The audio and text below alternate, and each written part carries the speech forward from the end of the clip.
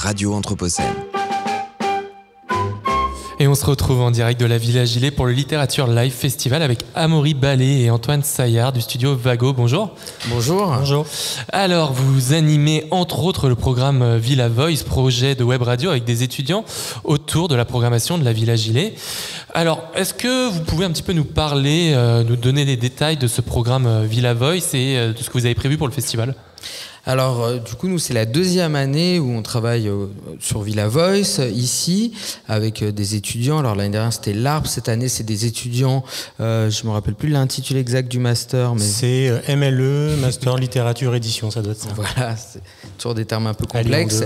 Et avec eux, on a bâti un petit peu ensemble le programme de 2 jours de Villa Voice, donc de 14 à 17h demain, jeudi, et vendredi de 10h à 12h30, avec plusieurs invités, donc qui sont souvent des auteurs qui sont des auteurs présents au festival. Donc on a Guillaume Aubin, on a Natacha Apana, on a Valentine Gobi, on en a plusieurs, et à chaque fois les étudiants ont travaillé soit autour de chroniques de ces auteurs ou de ces autrices-là, en amont, soit ils sont allés aussi faire des interviews autour des métiers du livre, interviewer des éditeurs, des auteurs, un petit peu. Des libraires aussi, ouais. C'est des étudiants qui bossent sur, donc je pense que c'est le métier du livre et de l'édition, donc qui étaient aussi intéressés par toute la chaîne du livre et tout le travail éditorial aussi.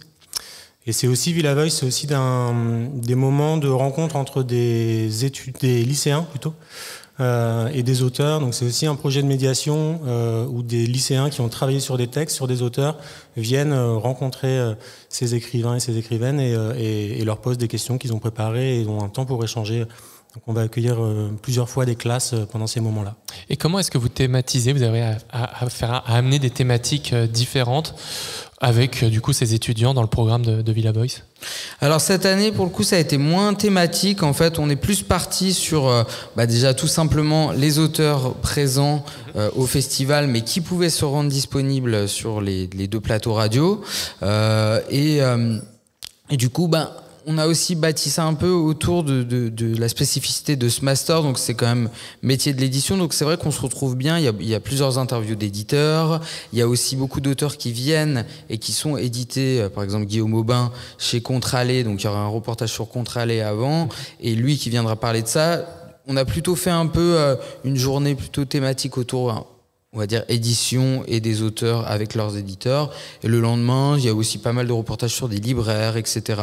Après, il y a d'autres Villa Voice, parce que nous, avec la Villa, on travaille à plusieurs moments de l'année. Et il y a d'autres moments où on bâtit vraiment ça autour de thématiques, qui peuvent être plutôt des thématiques de l'époque ou des auteurs de tel pays, etc. Mais c'est vrai que sur cette édition, c'est un petit peu moins le cas.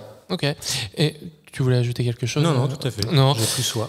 Et donc, vous le savez, nous, on est sur Radio Anthropocène. Est-ce que vous sentez une appétence des étudiants pour justement les questions, les enjeux environnementaux Ah oui, moi je pense clairement qu'il y a une vraie appétence pour ça. Moi je l'ai remarqué aussi parce que je suis intervenu plusieurs fois dans des licences de lettres, sur d'autres choses, sur de l'écriture de nouvelles notamment, où clairement, moi, 80% des étudiants, ils avaient envie d'écrire des nouvelles autour de ce qui se passe, autour, que ça soit les problèmes environnementaux, les changements climatiques ou autres. Donc je pense que c'est très très présent. Ça fait partie, je pense, intégrante de eux ce qu'ils vivent et de ce qu'ils vont avoir à vivre dans les années à venir.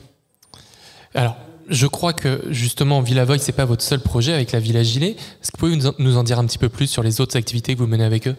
Ouais, comme disait Amaury, ça fait maintenant près de 2 ans qu'on travaille avec la Villa Gilet. On est arrivé à un moment où ils avaient très envie de développer des projets sonores, donc beaucoup autour de projets de médiation. Donc une grosse partie de ce qu'on fait ici, c'est intervenir dans des classes de collège, de lycée, aussi parfois à l'université, et accompagner des étudiants dans des projets de radio. Ça peut aller du projet de journalisme, d'enquête, de reportage, jusqu'à ce qu'on a présenté ce matin dans les murs de la Villa Gilet, c'était la restitution d'un projet qui s'appelle Raconte, qui est un projet d'écriture de fiction sonore qui est accompagné par des auteurs tout au long de l'année dans des collèges qui interviennent sur des ateliers d'écriture.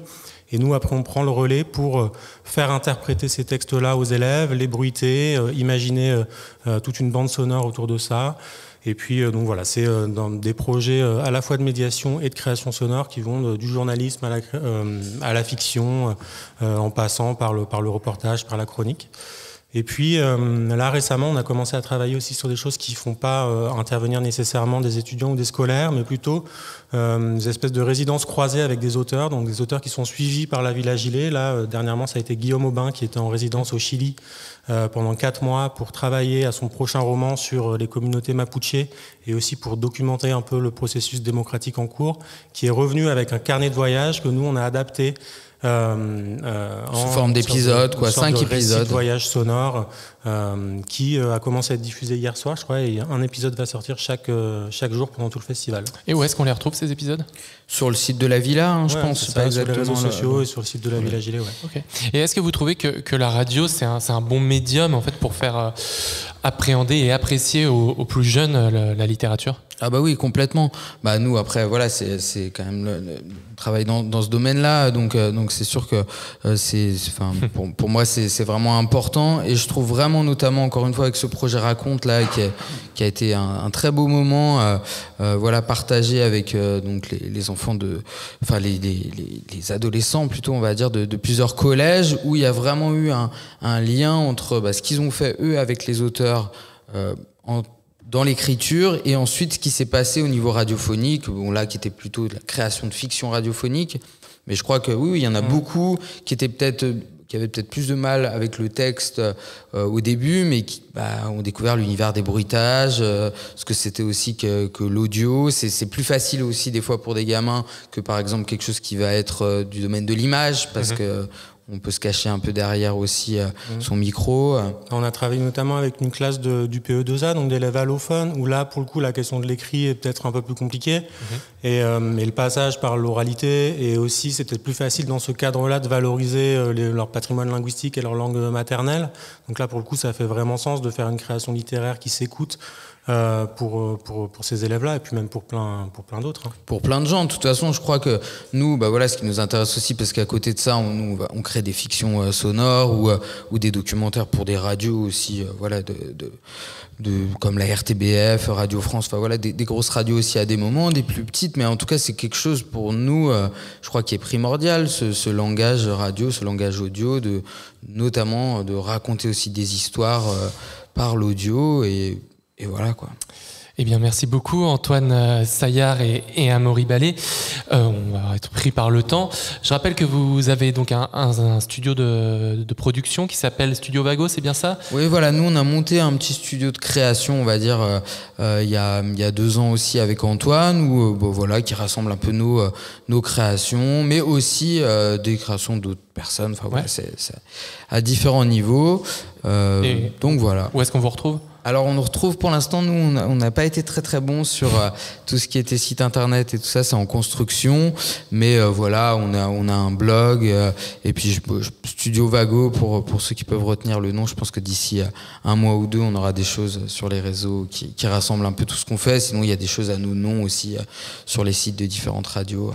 Ok, voilà. Et bien dans tous les cas, on vous retrouve demain avec Villa Voice. Voilà, on vous retrouve demain, parce que ça sera l'inverse. Du coup, vous allez venir dans Villa Voice pour pareil, présenter un petit peu tout ce que vous faites vous, et aussi interviewer. Alors, il faut que je retrouve mon programme que j'ai perdu. Dans tous les cas, on va préparer une bibliothèque de l'Anthropocène demain à partir de 15h45, si je dis pas de bêtises, à la bibliothèque municipale de Lyon. Ok, sur Villa Voice. Merci beaucoup d'être passé nous voir. Merci à toi. Bonne journée sur Radio Anthropocène. Radio Anthropocène.